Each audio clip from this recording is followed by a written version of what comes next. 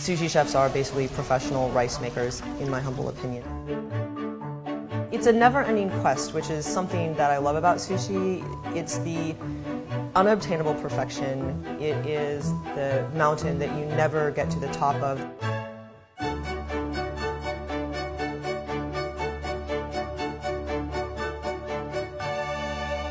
Welcome to Zilla Sake. So growing up, my parents taught me to be strong, goal-oriented, high-achieving, to pay attention to detail. So this wasabi is from Oregon Coast wasabi, which used to be called frog eyes. And what's cool about this one is that inside you can see that it has kind of a purple, got a little starburst. And so when it's grated, it turns a really nice magenta color. My mom used to tell me, do it right or do it over. And that's something that is a very valuable thing to remember because those are really the only two options in sushi. You either do it right or you do it over. So at Zilla, we mainly use products that are from Japan. We do use local purveyors, suppliers, fishermen, tribal fishermen.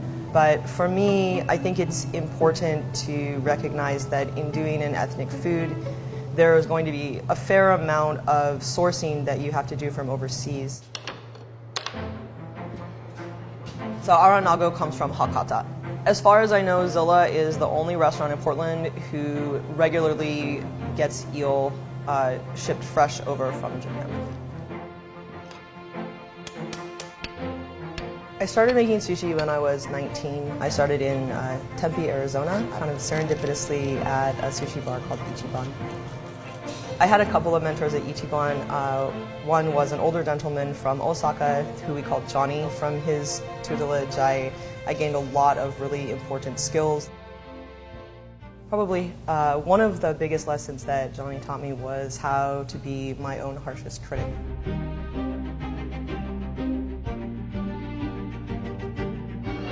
I moved to Hilo, Hawaii in 2002 to pursue a linguistics degree at the University of Hawaii, Hilo. And after I graduated, I actually got a job working in fish importing at Hilo Fish Company. So this madai actually comes clean. Madai have very, very tough scales. They're almost like fingernails.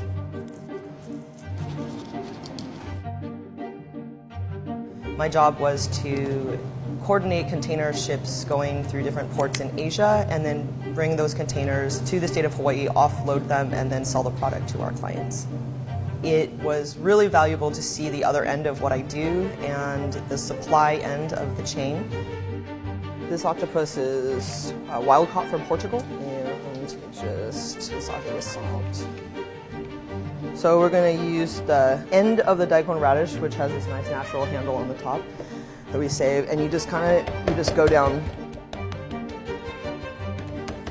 So I was born in Seoul, Korea, and I was adopted at 6 months by American parents, grew up in Oregon, and I always felt a little bit halfway in between Asia and the United States. So when I moved to Hawaii, it was the first time in my life that I was not a minority.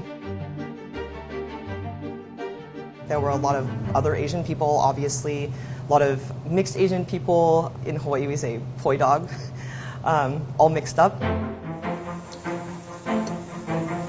Kohara is one of my favorite types of hikari mono. I think one of the biggest things that I learned when I was at Hilo Fish Company is that there are so many people in between either the fishermen or the farms overseas and the sushi chefs at a sushi bar who are cutting the fish for their customers. This type of cutting is called hiraki, like a butterfly cut. Kohara is such a beautiful fish, I think. So when I first learned about Zilla, when I kind of applied for the job, I thought that I was replacing a head sushi chef, and then I came to find out there was no sushi bar. And it was a great opportunity for me to be a part of the sushi bar from the ground up. So this is the back loin, so we won't get belly toro.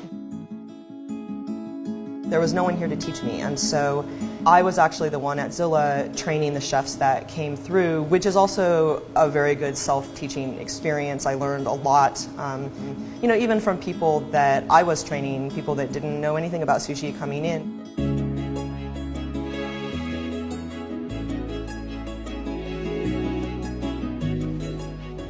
Humility is the cornerstone of being a good sushi chef. So not having a sushi mentor or someone to train me or look over my shoulder later on in my career posed its own challenges. But I would say that it really made me be the person who had to look over my own shoulder.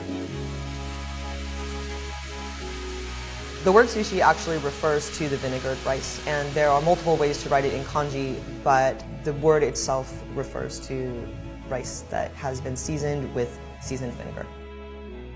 This is a really grounding part of being a sushi chef. It's humbling to wash rice. We're not cooking it in a cast iron pot over a fire anymore, but it's something that connects sushi through the history.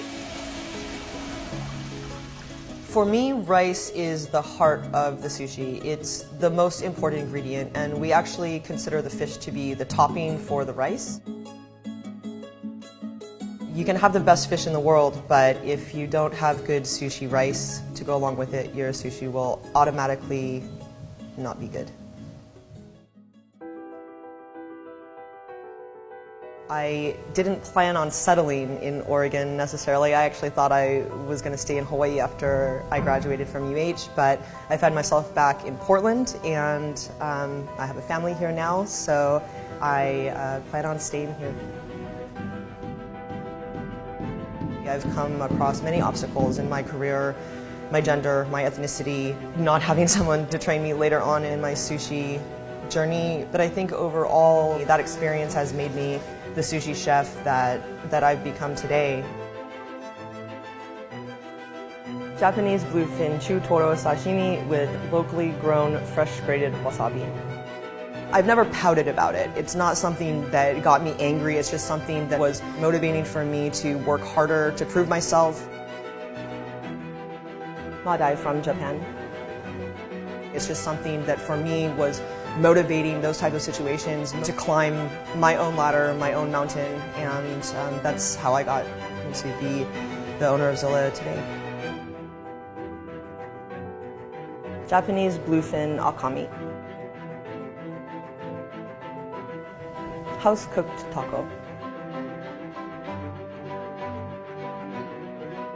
Kohada from Japan.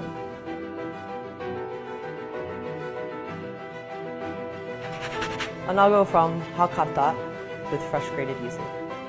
Young women come through here that I have been able to train, and it gives me a lot of happiness knowing that the perseverance that I've learned in my career is something that I can pass on to the next generation of sushi chefs that are just starting out now.